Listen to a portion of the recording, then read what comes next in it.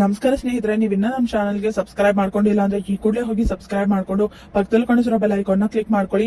ಲಕ್ಷ್ಮೀ ಬಾರಮ್ಮ ಇಂದಿನ ಸಂಚಿಕೆಯಲ್ಲಿ ಏನಾಗ್ತದೆ ಅಂತ ನೋಡ್ಕೊಂಡ್ ಬರೋಣ. ಶ್ರದ್ಧೆಯಿಂದ ಕಲ್ತಿದ್ರೆ ಪಂಚ ಹುಡಕ್ ಬರ್ತಿತ್ತು ಅಂತ ಲಕ್ಷ್ಮಿ ಹೇಳ್ತಾಳೆ. ಏನ್ ಮಾಡೋದು, ಮನ್ಸು ಯಾವಾಗ ಯಾವ ಕಡೆ ವಾಲುತ್ತೋ, ಯಾವಾಗ ಜಾರ್ ಬೀಳುತ್ತೋ ಯಾರು ಗೊತ್ತು ಅಂತ ಲಕ್ಷ್ಮಿನ ನೋಡ್ಕೊಂಡು ಹೇಳ್ತಿರ್ತಾನೆ.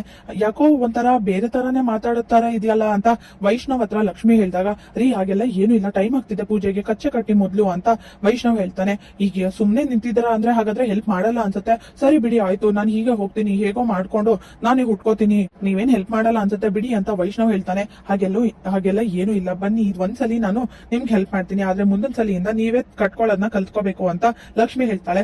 ಸರಿ ಆಯ್ತು ತಿರ್ಗಿ ಅಂತ ಪಂಚೆನ ಕಟ್ತಾ ಇರ್ತಾಳೆ. ಆಗ ಲಕ್ಷ್ಮಿನೇ ನೋಡ್ತಾ ವೈಷ್ಣವ್ ತುಂಬಾನೇ ಖುಷಿ ಪಡ್ತಾ ಇರ್ತಾನೆ. ಎಷ್ಟು ಮುದ್ದ ಕಾಣಿಸ್ತಿದಾರಲ್ವಾ ನನ್ ಮಹಾಲಕ್ಷ್ಮಿ ಅಂತ. ಕಚ್ಚೆ ಕಟ್ಟಾಯ್ತಲ್ವಾ, ಸರಿ ಆಯ್ತು, ಯಾಕೆ ಆತರ ನೋಡ್ತಾ ನಿಂತಿದ್ದೀರಾ ಅಂತ ಲಕ್ಷ್ಮಿ ಕೇಳ್ತಾಳೆ. ಅದು ನಿಮ್ ಕೂದ್ಲು ಅಂತ ವೈಷ್ಣವ್ ಹೇಳಿ, ಏನಿಲ್ಲ ಬಿಡಿ ಅಂತ ಹೇಳ್ತಾನೆ. ಯಾಕೆ ಏನೋ ಹೇಳಕ್ ಬಂದು ಮತ್ತೆ ಸುಮ್ನೆ ಆದ್ರಿ ಅಂದ್ರೆ ಏನೋ ಇದೆ, ಏನ್ ವಿಷಯ ಹೇಳಿ ಅಂತ ಲಕ್ಷ್ಮಿ ಕೇಳ್ತಾಳೆ. ಅಯ್ಯೋ ಅದೆಲ್ಲ ಏನು ಇಲ್ಲ ಬಿಡಿ, ನನ್ ಟೈಮ್ ಆಗ್ತಿದೆ, ಪೂಜೆಗೆ ಹೋಗ್ಬೇಕು ಅಂತ ಶರ್ಟ್ ಹಾಕೊಂಡು ರೆಡಿ ಆಗಿ ಅಲ್ಲಿಂದ ಹೊರಟೋಗ್ತಾನೆ ವೈಷ್ಣವ್. ಲಕ್ಷ್ಮಿ ತುಂಬಾನೇ ಖುಷಿಯಾಗಿ ಅವ್ರಿಗೆ ಏನೋ ಹೇಳಕ್ ಬಂದ್ರು ಆದ್ರೂ ಕೂಡ ನಾಚ್ಕೊಂಡು ಹೊರಟೋದ್ರು, ಹಾಗೇನೆ ಹುಡುಗಿರ್ ತರ ಅಂತ ಖುಷಿಯಿಂದ ಕುಣಿದಾಡ್ತಿರ್ತಾಳೆ. ಆದ್ರೆ ಏನ್ ಮಾಡೋದು, ಅವ್ರ ಮನ್ಸಿಗೆ ನಾನು ಪದೇ ಪದೇ ನೋವು ಮಾಡ್ತಾ ಇದೀನಿ, ನನ್ ಬೇರೆ ದಾರಿನೇ ಇಲ್ಲ, ಅತ್ತೆ ಬಾಯಲ್ಲಿ ಎಲ್ಲಾ ವಿಷಯನೂ ಬಾಯಿ ಬಿಡ್ಸಕ್ಕೆ ಬೇರೆ ದಾರಿ ಇಲ್ಲದೆ ನಾನು ಈ ತರ ಮಾಡ್ತಾ ಇದ್ದೀನಿ, ಕ್ಷಮಿಸಿ ವೈಷ್ಣವರೇ ಅಂತ ಲಕ್ಷ್ಮಿ ರೆಡಿಯಾಗಿ ಪೂಜೆಗೆ ಟೈಮ್ ಆಗ್ತಿದೆ ಅಂತ ಹೋಗ್ತಾಳೆ. ಹಾಗೆ ಕೀರ್ತಿ ಫೋಟೋ ಇಟ್ಟಿರೋದನ್ನ ನೋಡಿದ ತಕ್ಷಣ ಕಾವೇರಿ ತುಂಬಾನೇ ಕೋಪ ಮಾಡ್ಕೊಂಡು, ಏನಾಗಿದೆ, ಇವಳೇನ್ ನಮ್ಮನೆ ಮಗಳ, ಈ ತರ ಇವಳ ಫೋಟೋನ ಇಲ್ಲಿ ತಗೊಂಡ್ ಬಂದ್ ಹಾಕಿದಾರಲ್ಲ, ಎಷ್ಟೇ ಹೇಳಿದ್ರು ನಮ್ಮನೆಯವ್ರು ಕೇಳಲ್ಲ, ಇವಳ ಎಷ್ಟೇ ದೂರ ಇಡ್ಬೇಕು ಅಂದ್ರು ಪದೇ ಪದೇ ಇವಳ ವಿಷಯನೇ ನನ್ ತಲೆಗೆ ಬರ್ತಿದೆ, ಇಲ್ಲ ಇವಳ ಫೋಟೋ ಕಾಣಿಸ್ಕೊತಾ ಇದೆ, ಇದು ಮಾತ್ರ ಇಲ್ಲಿ ಇರಬಾರ್ದು ಅಂತ ಕೋಪ ಮಾಡ್ಕೊಂಡು ಹೋಗಿ ಫೋಟೋನ ತೆಗಿಯಕ್ ಹೋಗ್ತಿರ್ತಾಳೆ, ಇದಕ್ಕೊಂದ್ ಗತಿ ಕಾಣಿಸ್ಬೇಕು ಅಂತ. ಆಗ ಲಕ್ಷ್ಮಿ ಅದನ್ನ ನೋಡಿ, ಇದೇನಿದು ಕೀರ್ತಿ ಫೋಟೋನ ತೆಗಿತಿದ್ದಾರೆ, ಅಲ್ಲ ಕೀರ್ತಿ ಫೋಟೋ ನೋಡೇ ಇಷ್ಟೊಂದು ಹೆದರ್ಕೋತಾ ಇದ್ದಾರೆ, ಆದ್ರೆ ಸತ್ಯ ಹೇಳೋದಕ್ಕೆ ಯಾಕೆ ಇಷ್ಟೊಂದು ಹಿಂದೆ ಮುಂದೆ ನೋಡ್ತಿದ್ದಾರೆ, ಏನೋ ದೊಡ್ಡ ಸತ್ಯನೇ ಇದೆ ಅಂತ ತುಂಬಾನೇ ಕೋಪ ಮಾಡ್ಕೊಂಡು ಲಕ್ಷ್ಮಿ ಕೀರ್ತಿ ತರ ಬದಲಾಗಿ ನಾಟಕ ಮಾಡಕ್ ಶುರು ಮಾಡ್ತಾಳೆ. ಆಂಟಿ ಯಾಕೆ ಈ ತರ ಫೋಟೋ ತೆಗಿತಿದ್ದೀರಾ ಅಂತ ಕೇಳಿದಾಗ, ಅದು ಲಕ್ಷ್ಮಿ, ಯಾಕೆ ಇದನ್ನ ಇಲ್ಲಿಟ್ಟಿದ್ದೀರಾ, ಅವಳೇನ್ ನಮ್ಮ ಮನೆ ಮಗಳ, ಯಾಕೆ ಇಲ್ಲಿಟ್ಟಿದ್ದೀರಾ, ಯಾರು ಫೋಟೋ ಹಾಕಿದ್ದು ಅಂತ ಕಾವೇರಿ ಹೇಳ್ತಾಳೆ. ಯಾಕಂಟಿ ನಾನು ಈ ಮನೆ ಮಗಳಲ್ವಾ, ಹಾಗಾದ್ರೆ ನನಗೂ ಮತ್ತೆ ಈ ಮನೆಗೂ ಏನು ಸಂಬಂಧ ಇಲ್ವಾ, ಮಾತುಗೂ ನೀನ್ ನನ್ ಮಗಳ ತರ, ನನ್ ಮನೆ ಮಗಳ ತರ, ಹಾಗೆ ಹೀಗೆ ನಮ್ಮನೆಯವಳು ಅಂತ ಹೇಳ್ತಿದ್ರಿ, ಈಗ ಆ ಮಾತೆಲ್ಲ ಮರ್ತೋಯ್ತಾ ನಿಮ್ಗೆ, ಯಾಕಂಟಿ ಈ ತರ ಮಾಡ್ತಿದ್ದೀರಾ ಅಂತ ಕೋಪ ಮಾಡ್ಕೊಂಡು ಲಕ್ಷ್ಮಿ ಕೇಳ್ತಾಳೆ. ಅದು ಲಕ್ಷ್ಮಿ, ಏನ್ ಈ ತರ ಆಡ್ತಿದ್ಯಾ, ಅಲ್ಲ ಸತ್ತೋರ್ ಫೋಟೋನ ಈ ತರ ಇಟ್ಕೊಳ್ಳೋದು ಶುಭ ಅಲ್ಲ, ಅರ್ಥ ಮಾಡ್ಕೋ ಅಂತ ಕಾವೇರಿ ಹೇಳ್ತಾಳೆ. ಏನ್ ಆಂಟಿ ಮಾತಾಡ್ತಿದ್ದೀರಾ ನೀವು, ಈ ತರ ಎಲ್ಲ ಮಾತಾಡ್ಬೇಡಿ, ನನ್ನ ಫೋಟೋನ ಯಾಕೆ ತೆಗಿತಾ ಇದ್ದೀರಾ ಅಂತ ಕೀರ್ತಿ ತರ ಬದಲಾಗಿ ಕಾವೇರಿನ ಪ್ರಶ್ನೆ ಮಾಡ್ತಾಳೆ. ಆಗ ಶಾಕ್ ಆಗಿ, ಯಾಕೆ ಈಗ ಆಡ್ತಿದ್ಯಾ ಲಕ್ಷ್ಮಿ, ನೀನು ಸುಮ್ನೆ ಏನೇನೋ ಮಾತಾಡ್ಬೇಡ, ಇವಳ ಫೋಟೋ ಇಲ್ಲಿ ಇರೋದ್ ಬೇಡ ಅಷ್ಟೇ, ನಾನ್ ಇದನ್ನ ತೆಗಿತಾ ಇದ್ದೀನಿ ಅಂತ ಕಾವೇರಿ ಹೇಳ್ತಾಳೆ. ಅದೇ ಯಾಕೆ ತೆಗಿತಾ ಇದ್ದೀರಾ, ನನ್ ಫೋಟೋ ಇಲ್ಲೇ ಇರುತ್ತೆ, ಇಲ್ಲೇ ಇರ್ಬೇಕಷ್ಟೇ ಅಂತ ಲಕ್ಷ್ಮಿ ಹೇಳ್ತಾಳೆ. ಆಫ್ಟರ್ ಆಲ್ ಒಂದ್ ಫೋಟೋ ಯಾಕೆ ಇಷ್ಟೊಂದು ಆಡ್ತಿದ್ಯಾ ನೀನು, ಸುಮ್ನೆ ಇರ್ಬೋದಲ್ವಾ, ಒಂದ್ ಫೋಟೋಗೋಸ್ಕರ ಇಷ್ಟೆಲ್ಲ ಬೇಕಾ ಅಂತ ಕಾವೇರಿ ಹೇಳ್ತಾಳೆ. ನಾನು ಅದನ್ನೇ ಹೇಳ್ತಾ ಇರೋದು ಆಂಟಿ, ಆಫ್ಟರ್ ಆಲ್ ಒಂದ್ ಫೋಟೋಗೆ ನೀವ್ ಹೆದರ್ಕೋತಾ ಇರೋದು, ಇಷ್ಟೆಲ್ಲ ಮಾಡ್ದವ್ರು ನಿಮ್ಗೆ ಬರೀ ಫೋಟೋನ ನೋಡಿ ಹೆದರ್ಕೋತಾ ಇದ್ದೀರಾ, ಆದ್ರೆ ಸತ್ಯ ಹೇಳಕ್ಕೆ ನಿಮ್ಗೆ ಧೈರ್ಯ ಬರ್ತಿಲ್ವಾ ಅಂತ ಕೂಗಾಡ್ತಿರ್ತಾಳೆ ಲಕ್ಷ್ಮಿ. ಮಹಾಲಕ್ಷ್ಮಿ ಏನಾಯ್ತು, ಯಾಕೆ ಈ ತರ ಜಗಳ ಆಡ್ತಿದ್ದೀರಾ ಬೆಳಗ್ಗೆ ಇಬ್ರುನು ಅಂತ ವೈಷ್ಣವ್ ಕೇಳ್ತಾನೆ. ನೋಡು ಪುಟ್ಟ, ಈ ಫೋಟೋ ಇಲ್ಲಿಗೆ ಯಾಕೆ ಬಂತು, ಅದು ಅಲ್ಲದೆ ಈ ಫೋಟೋನ ತೆಗಿತಾ ಇದ್ದೀನಿ, ಇವಳು ಬೇಡ ಅಂತ ಹೇಳ್ತಿದ್ದಾಳೆ, ಸತ್ತೋರ್ ಫೋಟೋ ಈ ತರ ಮನೇಲಿ ಇಟ್ಕೊಳ್ಳೋದು ಒಳ್ಳೇದಲ್ಲ, ಹಾಗೇನೆ ಅದು ಆತ್ಮ ಆಗಿ ಬಂದು ಕಾಡ್ತಾ ಇರೋರ್ ಫೋಟೋನ ಇಲ್ಲಿ ಇಟ್ಕೊಳ್ಳೋದು ಸರಿ ಬರಲ್ಲ ಅಂತ ಇಲ್ಲಿ ಕಾವೇರಿ ಹೇಳ್ತಾರೆ. ಮಹಾಲಕ್ಷ್ಮಿ ಈ ಫೋಟೋ ಇಲ್ಲಿ ಯಾಕೆ ಬಿಡಿ ಅಂತ ವೈಷ್ಣವ್ ಹೇಳಿದಾಗ, ಏನ್ ವೈಶ್ ಈ ತರ ಹೇಳ್ತಿದ್ಯಾ, ನನ್ ಫೋಟೋನ ತೆಗಿ ಅಂತ ನೀನು ಹೇಳ್ತಿದ್ಯಾ, ಹಾಗಾದ್ರೆ ನನ್ ಫೋಟೋ ಯಾಕೆ ಇಲ್ಲಿ ಇರಬಾರ್ದು ಅಂತ ಲಕ್ಷ್ಮಿ ಹೇಳಿದಾಗ, ಅದು ಹಾಗಲ್ಲ ಮಹಾಲಕ್ಷ್ಮಿ ಅಂತ ವೈಷ್ಣವ್ ಹೇಳ್ತಾನೆ. ಕೋಪದಿಂದ ಲಕ್ಷ್ಮಿ ನೋಡಿದ ತಕ್ಷಣನೇ, ಆಗ ಅದಾಗಲ್ಲ ರೀ, ನನ್ ಮಾತ್ ಕೇಳಿ ಅಂತ ವೈಷ್ಣವ್ ಹೇಳ್ತಾನೆ. ನೋಡು ಪುಟ್ಟ, ಇದೇ ತರ ಹುಚ್ಚುಚ್ಚಿ ತರ ಆಡ್ತಿದ್ದಾಳೆ, ಹೇಳಿದ್ರೆ ಕೇಳ್ತಾನೆ ಇಲ್ಲ ಅಂತ ಕಾವೇರಿ ಹೇಳ್ತಾಳೆ. ಅದೆಲ್ಲ ನನ್ ಗೊತ್ತಿಲ್ಲ, ನನ್ ಫೋಟೋ ಇಲ್ಲೇ ಇರ್ಬೇಕಷ್ಟೇ, ನೀನಾದ್ರೂ ಹೇಳು ವೈಶ್ ಅಂತ ಲಕ್ಷ್ಮಿ ಹೇಳ್ತಾಳೆ. ಸರಿ ಆಯ್ತು ಅಮ್ಮ, ಈ ಫೋಟೋ ಇಲ್ಲೇ ಇರ್ಲಿ, ನೀವೇನ್ ಯೋಚನೆ ಮಾಡ್ಬೇಡಿ, ನಿಮ್ ಫೋಟೋ ಇಲ್ಲೇ ಇರುತ್ತೆ, ಈ ಫೋಟೋ ಇಲ್ಲೇ ಇರುತ್ತೆ ಅಂತ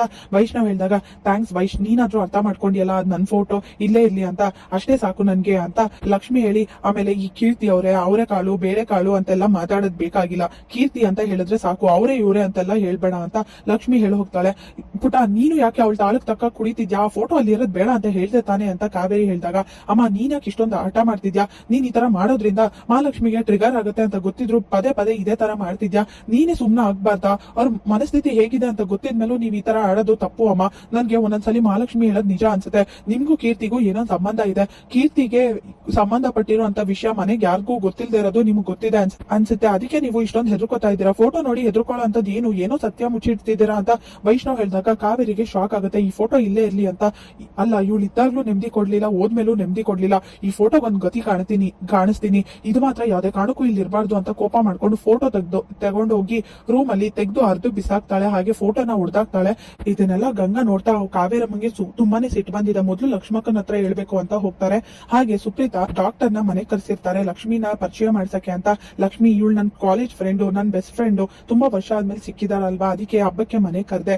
ಇವರು ಫೇಮಸ್ ಡಾಕ್ಟರ್, ಈಗ ಸಿಟಿನಲ್ಲಿ ತುಂಬಾ ಫೇಮಸ್ ಆಗಿದ್ದಾರೆ ಸದ್ಯಕ್ಕೆ ಅಂತ ಸುಪ್ರೀತಾ ಪರಿಚಯ ಮಾಡಿದಾಗ ಅವಳು ಲಕ್ಷ್ಮಿ ನನ್ನ ಅಣ್ಣನ್ ಸೊಸೆ ಅಂತ ಲಕ್ಷ್ಮಿನ ಪರಿಚಯ ಮಾಡ್ಕೊಳ್ತಾರೆ. ಹಾಯ್ ಮೇಡಮ್ ಅಂತ ನಮಸ್ಕಾರ ಮಾಡ್ತಾಳೆ. ಹೌದು, ಹಬ್ಬಕ್ಕೆ ಕರೆದಿದ್ದು ಒಳ್ಳೇದೇ ಆಯ್ತು, ಯಾಕಂದ್ರೆ ನೆಂಟರು ಅವ್ರು ಇವರು ಅಂತ ಮನೆಗೆ ಅವ್ರು ಇವರು ಬಂದು ಹೋಗ್ಬೇಕು ಹಬ್ಬದ ದಿನ ಅಂತ ಅಜ್ಜಿ ಹೇಳ್ತಾರೆ. ಡಾಕ್ಟರ್ ನೀವು ಬಂದಿದ್ದು ಒಳ್ಳೇದೇ ಆಯ್ತು. ಯಾಕೆ ಹೇಳಿ, ನನ್ಗೆ ನಿನ್ನೆ ರಾತ್ರಿಯಿಂದ ಯಾಕೋ ಹೊಟ್ಟೆ ಸರಿ ಇಲ್ಲ, ಸ್ವಲ್ಪ ಏನಾದ್ರೂ ಔಷಧಿ ಕೊಡ್ತೀರಾ ನನ್ಗೆ? ನಾನೇ ಹಾಸ್ಪಿಟ್ಲಿಗೆ ಹೋಗ್ಬೇಕು ಅನ್ಕೊಂಡಿದ್ದೆ, ಅಷ್ಟ್ರಲ್ಲಿ ಡಾಕ್ಟರ್ ಮನೆಗೆ ಬಂದ್ಬಿಟ್ಟವ್ರೆ ಅಂತ ಗಂಗಾ ಹೇಳಿದಾಗ, ಅಯ್ಯೋ ಗಂಗಾ, ಇವರು ಹೊಟ್ಟೆ ನೋಡೋ ಡಾಕ್ಟರ್ ಅಲ್ಲ, ಬೇಕಾದ್ರೆ ನಿನ್ಗೇನೋ ತಲೆ ಸರಿ ಇಲ್ಲ ಅಂದ್ರೆ ಹೇಳು, ಬೇಕಾದ್ರೆ ಅದನ್ನ ಸರಿ ಮಾಡ್ತಾರೆ ಅಂತ ಸುಪ್ರೀತಾ ಹೇಳಿದಾಗ, ಅಯ್ಯೋ ಅದೆಲ್ಲ ಏನು ಬೇಡ, ನಂಗೆ ಎಲ್ಲಾನು ಸರಿಯಾಗೇ ಇದೆ, ನಾನ್ ಚೆನ್ನಾಗೇ ಇದೀನಿ ಅಂತ ಗಂಗಾ ಹೇಳ್ತಾಳೆ. ಕಾವೇರಿ ಬಂದಿದ ತಕ್ಷಣನೇ ಇವರು ನನ್ನ ಅತ್ತಿಗೆ ಕಾವೇರಿ, ಹಾಗೆ ನಮ್ಮ ಅಣ್ಣ ಕೃಷ್ಣ, ಹಾಗೆ ಅಣ್ಣನ್ ಮಗ ವೈಷ್ಣವ್ ಅಂತ, ಅವ್ರ ಸೊಸೆ ಲಕ್ಷ್ಮಿ ಅಂತ ಪರಿಚಯ ಮಾಡಿಸ್ಕೊಡ್ತಾಳೆ ಡಾಕ್ಟರ್ಗೆ. ಹಾಗೆ ಲಕ್ಷ್ಮಿನೇ ನೋಡ್ತಿರ್ತಾರೆ ಡಾಕ್ಟರ್. ಸರಿ ಆಯ್ತು, ಇನ್ನೇನ್ ಟೈಮ್ ಆಗ್ತಿದೆ, ಪೂಜೆ ಮಾಡೋಣ ಬನ್ನಿ. ಲಕ್ಷ್ಮಿ, ಹೋಗಮ್ಮ, ಮುಹೂರ್ತ ಮೀರುತ್ತೆ, ಹೋಗಿ ಪೂಜೆ ಮಾಡು ಅಂತ ಅಜ್ಜಿ ಹೇಳಿದಾಗ ಹೋಗಿ ದೀಪ ಹಚ್ತಿರ್ತಾಳೆ. ಆಗ ವೈಷ್ಣವ್ ಲಕ್ಷ್ಮಿನೇ ನೋಡ್ತಾ ಇರ್ಬೇಕಾದ್ರೆ, ವೈಷ್ಣವ್ ಯಾಕೆ ಆತರ ಕದ್ದು ಮುಚ್ಚಿ ನೋಡ್ತಿದ್ಯಾ ಹೆಂಡತಿನ, ಹೋಗಿ ಪಕ್ಕದಲ್ಲೇ ನಿಂತ್ಕೊಂಡು ಡೈರೆಕ್ಟ್ ಆಗೇ ನೋಡ್ಬೋದು, ಏನ್ ತೊಂದ್ರೆ ಇಲ್ಲ ಅಂತ ಸುಪ್ರೀತಾ ಹೇಳಿದಾಗ ಎಲ್ಲರೂ ವೈಷ್ಣವ್ನ ನೋಡ್ತಾ ನಗ್ತಿರ್ತಾರೆ. ಅಯ್ಯೋ ಸುಪ್ರೀತಾ, ಏನಮ್ಮ ನೀನು, ಅಲ್ಲ ವೈಷ್ಣವ್ ಹೆಂಡತಿನ ಕದ್ದು ಮುಚ್ಚಿ ನೋಡ್ತಿದ್ದ, ನೀನ್ ನೋಡಿದ್ರೆ ಎಲ್ಲರಿಗೂ ಗೊತ್ತಾಗೋ ತರ ಮಾಡ್ಬಿಟ್ಟಿಯಲ್ಲ ಅಂತ ಕೃಷ್ಣ ಹೇಳ್ತಾರೆ. ಹೌದೌದು, ಅದಕ್ಕೆ ಪಕ್ಕದಲ್ಲೇ ನಿಂತ್ಕೊಂಡು ಡೈರೆಕ್ಟ್ ಆಗಿ ನೋಡು ಅಂತ ಹೇಳ್ತಾ ಇರೋದು, ಯಾಕಂದ್ರೆ ಹೆಂಡತಿನೇ ಅಲ್ವಾ, ಹೋಗಿ ಪಕ್ಕದಲ್ಲಿ ನಿಂತ್ಕೊಂಡು ಹೆಂಡತಿನ ಮುದ್ದಾಗಿರೋ ಮುಖಾನ ನೋಡ್ತಾ ನಿಂತ್ಕೋಬಹುದು. ಏನ್ ವೈಷ್ಣವ್, ಬಾ ಪಕ್ಕದಲ್ಲಿ ನಿಂತ್ಕೋ ಅಂತ ಸುಪ್ರೀತಾ ಹೇಳ್ತಾರೆ. ಸರಿ ಆಯ್ತು, ಹಾಗಾದ್ರೆ ವೈಷ್ಣವ್ ಲಕ್ಷ್ಮಿ ನೀವಿಬ್ರು ಸೇರ್ಕೊಂಡು ಆರತಿ ಮಾಡಿ, ಗಂಡ ಹೆಂಡತಿ ಆರತಿ ಮಾಡಿದ್ರೆ ಇನ್ನೂ ಒಳ್ಳೇದಾಗುತ್ತಂತೆ, ಆ ದೇವ್ರ ಆಶೀರ್ವಾದ ಚೆನ್ನಾಗಿರುತ್ತಂತೆ ಗಂಡ ಹೆಂಡತಿ ಸಂಸಾರದ ಮೇಲೆ ಅಂತ ಕೃಷ್ಣ ಹೇಳ್ತಾರೆ. ಏನತ್ತೆ, ನಾನು ಹೇಳಿದ್ ಕರೆಕ್ಟ್ ಅಲ್ವಾ, ವೈಷ್ಣವ್ ಮತ್ತೆ ಲಕ್ಷ್ಮಿ ಪೂಜೆ ಮಾಡ್ಬೋದಲ್ವಾ, ಒಳ್ಳೇದಾಗುತ್ತೆ ಅಂತ ಕೃಷ್ಣ ಕೇಳಿದಾಗ, ಹೌದು ನೀವಿಬ್ರೆ ಪೂಜೆ ಮಾಡಿ, ಹಾಗೆ ದೇವ್ರ ಹತ್ರ ಬೇಡ್ಕೊಳ್ಳಿ, ಆದಷ್ಟು ಬೇಗ ದೇವ್ರು ಮುಂದಿನ ವರ್ಷದಲ್ಲಿ ಪುಟ್ಟ ಗಣೇಶನ ಈ ಮನೆಗೆ ಕಳಿಸ್ಲಿ, ಎಲ್ಲರೂ ಖುಷಿಯಿಂದ ಇರ್ಬೋದು ಅಂತ ಅಜ್ಜಿ ಹೇಳಿದಾಗ, ಅಜ್ಜಿ ಎಲ್ಲ ಹಬ್ಬಕ್ಕೂ ಇದೊಂದು ಡೈಲಾಗ್ ನ ಹೊಡಿತಿರ್ತೀಯಲ್ಲ, ನಿಂಗ್ ಬೋರ್ ಆಗಲ್ವಾ ಅಂತ ವಿಧಿ ಕೇಳ್ತಾಳೆ. ದಿನಾಗ್ಲೂ ನೀನ್ ಪಿಜ್ಜಾ ತರ್ಸ್ಕೊಂಡ್ ತಿಂತೀಯ, ನಿನಗ್ ಬೋರ್ ಆಗಲ್ವಾ? ಹೇಳದ್ನ ಹೇಳ್ತಾನೆ ಇರ್ಬೇಕು, ಆ ದೇವ್ರಿಗೆ ಕೇಳಿಸಿ ಅದನ್ನ ವರ ಕೊಡೋವರೆಗೂ ನಾವ್ ಹೇಳ್ತಾನೆ ಇರ್ಬೇಕಂತೆ, ಅದಕ್ಕೆ ಬೇಜಾರ್ ಯಾಕಾಗ್ಬೇಕು, ಅದು ಪುಟ್ಟು ಸಂತೋಷ ನಮ್ಮ ಮನೆಗ್ ಬರೋದಾದ್ರೆ ಎಷ್ಟು ಸಲ ಬೇಕಾದ್ರೂ ಹೇಳ್ತೀನಿ ಅಂತ ಅಜ್ಜಿ ಹೇಳ್ತಾರೆ. ಸರಿ ಸರಿ ಪೂಜೆ ಮಾಡಿ ಅಂತ ಹೇಳಿದಾಗ ಲಕ್ಷ್ಮಿ ಮತ್ತೆ ವೈಷ್ಣವ್ ಇಬ್ರು ಪೂಜೆ ಮಾಡ್ತಾರೆ. ದೇವ್ರೆ ದಯವಿಟ್ಟು ಹೇಗಾದ್ರೂ ಮಾಡಿ, ನೀನು ವಿಘ್ನ ವಿನಾಯಕ, ಇಡೀ ಊರ್ಗೆನೆ ಒಳ್ಳೇದ್ ಮಾಡ್ತೀಯ, ದಯವಿಟ್ಟು ನನ್ಗೆ ಸಹಾಯ ಮಾಡು, ಈ ಸುಳ್ಳನ್ನ ಹೊತ್ಕೊಂಡು ನಾನು ನಾಟಕ ಆಡ್ಕೊಂಡು ಬದುಕಕ್ಕೆ ನನ್ಗೆ ಆಗ್ತಿಲ್ಲ, ಹೇಗಾದ್ರೂ ಮಾಡಿ ಈ ಸತ್ಯನ ತಿಳಿಸ್ಕೊಡೋ ಅಂತ ದಾರಿ ತೋರ್ಸು ದೇವ್ರೆ ದಯವಿಟ್ಟು ಅಂತ ಬೇಡ್ಕೊತಿರ್ತಾಳೆ ಲಕ್ಷ್ಮಿ. ಇಲ್ಲಿ ಹಾಗೆ ಕ್ಯಾಮ್ರಾನ ಹಿಡ್ಕೊಂಡು ಬೆಟ್ಟದ ಮೇಲೆ ಕಾವೇರಿ ತಳ್ಳಿದ್ದ ನೋಡಿರೋ ಅಂತ ವ್ಯಕ್ತಿ ಮಾದೇವ ಬರ್ತಾ ಇರ್ತಾರೆ. ಎಲ್ಲಿ ಹುಡ್ಕೋದು ಅಂತ ರೋಡ್ ಅಲ್ಲಿ ಕ್ಯಾಮ್ರಾನ ಹಿಡ್ಕೊಂಡು ಎಲ್ಲಾ ಕಡೆ ಹುಡ್ಕಾಡ್ತಿರ್ತಾರೆ. ಇದು ಜೋಪಾನ ಮಾಡ್ಬೇಕು, ಅವಳನ್ನ ತಳ್ಳಿದ್ದು ಇದ್ರಲ್ಲೇ ಇದೆ, ಜೋಪಾನ ಮಾಡ್ಬೇಕು ಅಂತ ಬೆಟ್ಟದ ಮಾದೇವ ಓಡಾಡ್ತಿರ್ತಾನೆ. ಇಲ್ಲಿಗೆ ಸಂಚಿಕೆ ವಿಡಿಯೋ ಮುಕ್ತಾಯವಾಗಿದೆ. ಲೈಕ್ ಮಾಡಿ, ಶೇರ್ ಮಾಡಿ, ಕಮೆಂಟ್ ಮಾಡಿ, ಸಬ್ಸ್ಕ್ರೈಬ್ ಮಾಡಿ. Thank you.